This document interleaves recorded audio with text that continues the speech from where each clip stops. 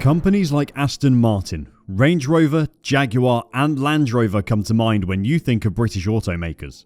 But the most significant movements in the electric car market in England are actually being driven by companies that, on the surface, do not look British, but are making massive investments in the country moving forward.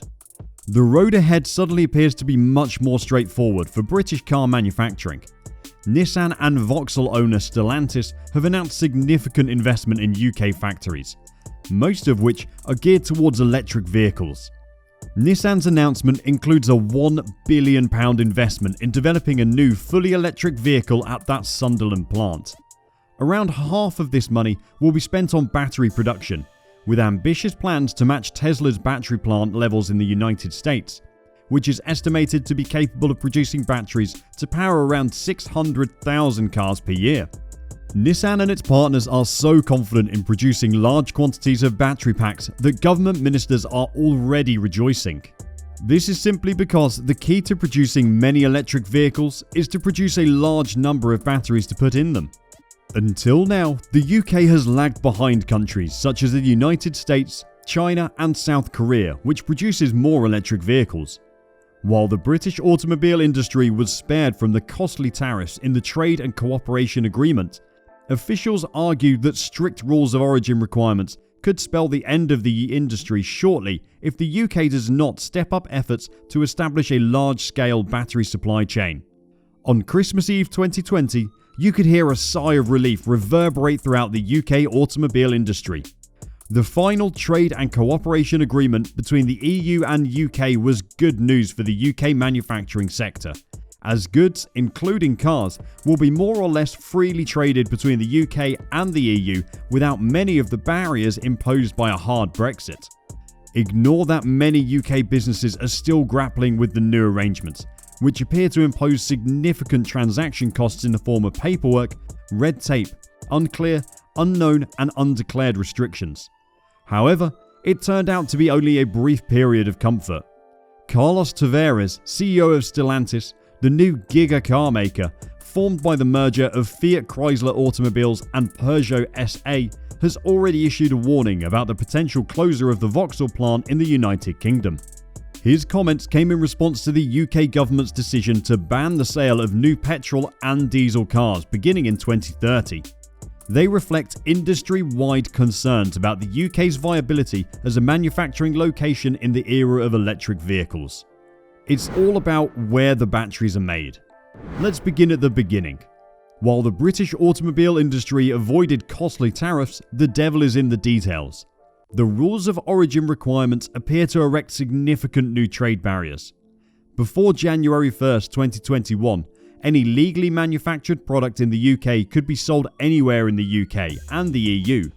However, beginning in 2022, UK automakers must demonstrate that at least 40% of the value of parts in a finished car exported to the EU, whether internal combustion engine vehicles, battery-powered vehicles or plug-in hybrid electric vehicles, were manufactured in the UK or the EU. From 2023 to the end of 2026, the threshold for so-called originating content will rise to 45%, and then to 55% in 2027. This is especially difficult for EV production, because the batteries alone, which are currently primarily imported from Asia or the United States, frequently account for half of the total value of the vehicle. With the increase in battery production in the UK, might we see Aston Martin, Range Rover, Jaguar or Land Rover with electric vehicle offerings? Only time will tell. The good old battery bottleneck. The transition to EVs is not as simple as producing them on an existing assembly line. Original equipment manufacturers will need to restructure their plants, but they'll also need access to functional EV supply chain, particularly battery manufacturing facilities. The new ROO requirements increase the demand for domestic British battery production, most likely shaping the cost-benefit analysis for car makers with UK plants. The underlying logic is as follows. If OEMs can source batteries in the UK, they'll invest in the EV plants, ensuring the future of the British automobile industry. It should be noted that this is a one-way condition. the cost of establishing EV assembly facilities in the UK are prohibitively high in the absence of a sufficiently developed battery supply chain. Alternatively, Ralph Speff, the CEO of Jaguar Land Rover, is quoted in AM Online, an automotive industry magazine, as saying, "If batteries leave the UK, automotive production will leave the UK also." Nissan's recent announcement that it will increase production at its Sunderland plant, including EV assembly, is a good example. While they had planned to reduce their capacities in the UK over the last few years, Nissan's exclusive deal with battery manufacturer Envision has drastically altered the company's cost-benefit analysis. Envision's plant in Sunderland, which is conveniently located next to Nissan, was previously owned by the Japanese manufacturer and currently produces batteries with a capacity of 40 kilowatt-hours.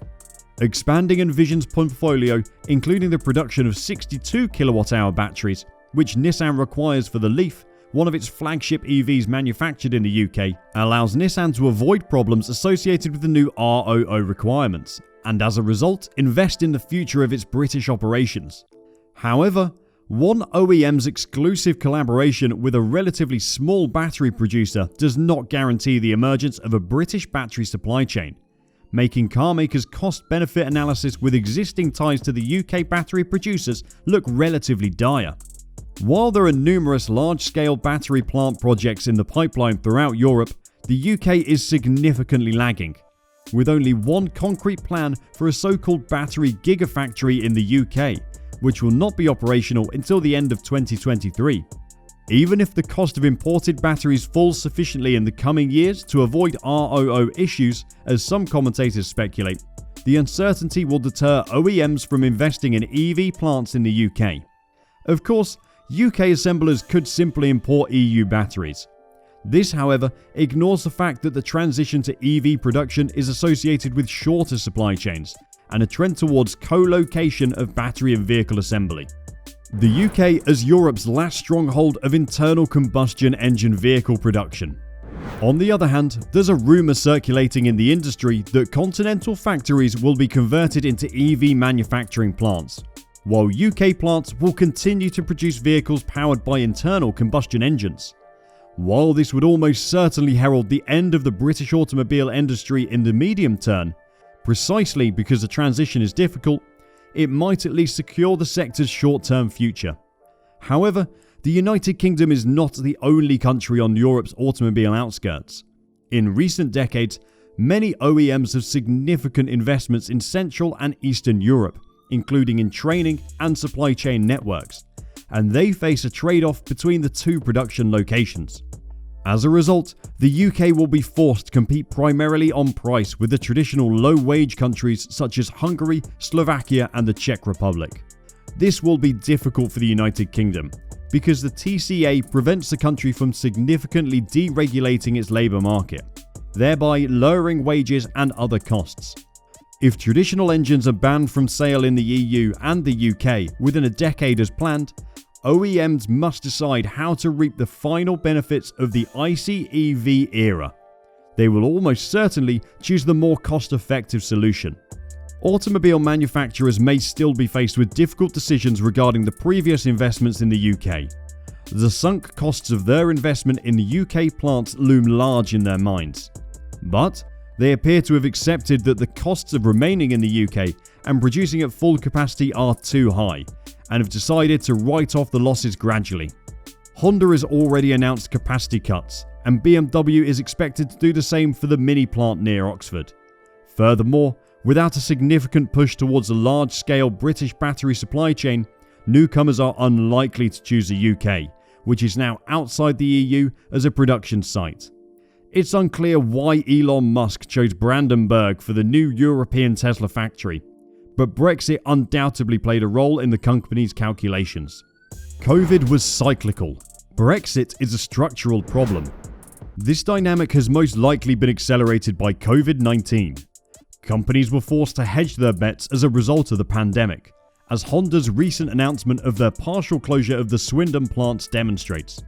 This could be overcome as a cyclical issue, But Brexit will seal the fate of both old and new investment in the automotive industry if the UK does not increase its efforts to establish a functional battery supply chain.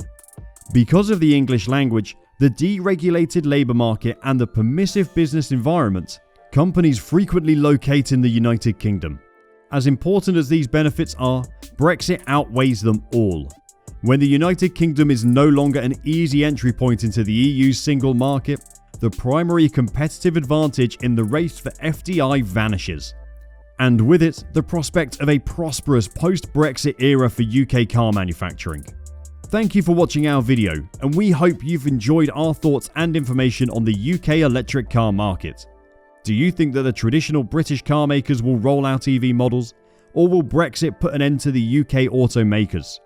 Please share your thoughts in the comments below, and like, share and subscribe to our channel for the best and most comprehensive videos for only 411E regarding the world of electric powered vehicles.